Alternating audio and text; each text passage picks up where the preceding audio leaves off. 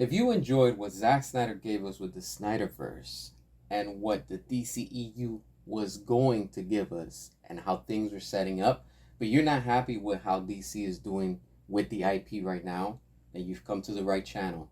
Hit that subscribe and let's get into it. All right, so look, I rewatched Zack Snyder's Justice League, and after watching that masterpiece, there is so much potential that's just wasted by the studio. Now, let's talk about a few things. I'm only going to be focusing on what Zack Snyder was giving us with the Snyder Cut, what it was setting up, and what some things, not everything, was supposed to be set up within the DCEU. So let's check this out. When we're watching Zack Snyder's Justice League, there's so many things that it sets up. One of them is that during the time that this movie came out, you have to remember this is before we got Flash 2023.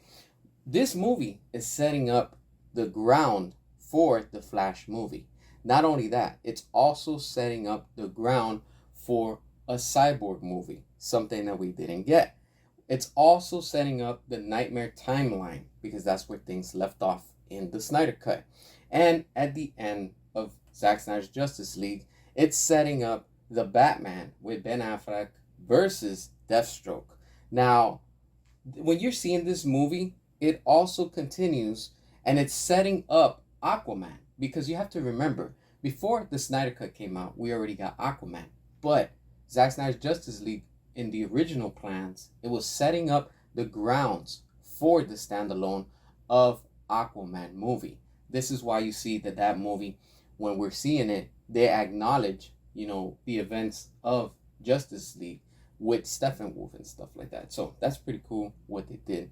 And of course, this movie is also setting up Zack Snyder's Justice League 2 and 3, because of course it leaves us in the Nightmare timeline, but we're also seeing how Superman is under the control of Darkseid, and now he's aligned with him because of the things that he's gone through. Lois is dead now, and this universe is just getting much more interesting. And of course, we're seeing that Darkseid fully takes over. So for once, we see the villain take over and he's finally ruling. And seeing the remaining members of the Justice League, that we have Cyborg, we have Flash, we have Mera, we have Batman, and then we have, of course, you're seeing now that he's teaming up with Joker and with Deathstroke. But that's also interesting because that's something that I want to see. How and what leads to that point for these characters to be in this situation. And seeing what Zach gave us is just amazing, Seeing what the studio doesn't want to continue, they decided to move away from this because they wanted to do this whole reboot, and we're seeing that the reboot is not working. This is why it's very important for the Snyderverse to make a comeback, to get restored, and to continue with the whole DCEU, what was already established and what things were already taking place and things that were setting up.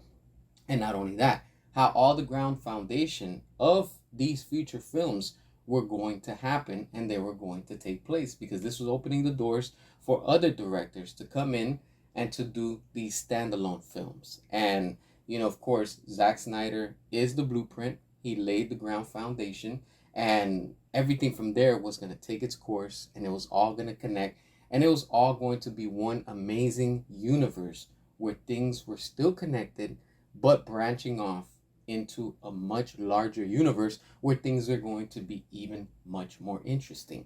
And then of course, we see with future events like we saw with Black Adam, we have to give The Rock credit because he was able to bring back Henry Cavill, and we saw at the end credit scene where of course you see Henry Cavill comes back and he's talking with Black Adam, and he's like, hey, we have to talk, setting up, when you're looking at this, it's setting up Man of Steel 2, but it's also setting up Black Adam 2, because eventually they were going to face off.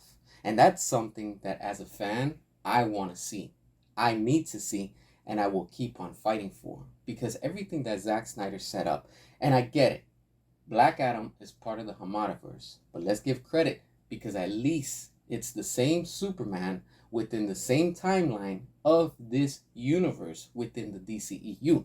So what they were doing is what I just said. It was opening the door, but branching away, but still within the same universe because it's the same actor, the same character, and in the same timeline, which is expanding and making things even more. Thus, the term for the DC extended universe. This is why there's so much wasted potential from the studio.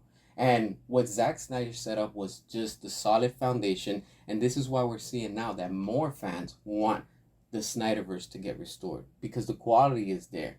Everything that they were building was much more mature, was much more serious, and was in tone in what everything was going to be. Now, what we got after, with what we were getting with the next regime and stuff like that, when it came to like, Walter Hamada and James Gunn, they started tweaking things and switching things. And what we saw with Andy Muschietti, what he did with the Flash, it's not the Flash that we wanted. We were supposed to get Flashpoint. And what they did with this was kind of not what we wanted. And they just gave us more of a comedy. And we're seeing the disaster and the after effects of without Zack Snyder. But when you're watching Zack Snyder's Justice League, it just leaves you wanting more. That's why I will continue to keep on fighting. Restore the Snyderverse and release the air cut. Because there's greatness that's just sitting there and we will stop at nothing. Drop your comments, hit that subscribe, and until next time.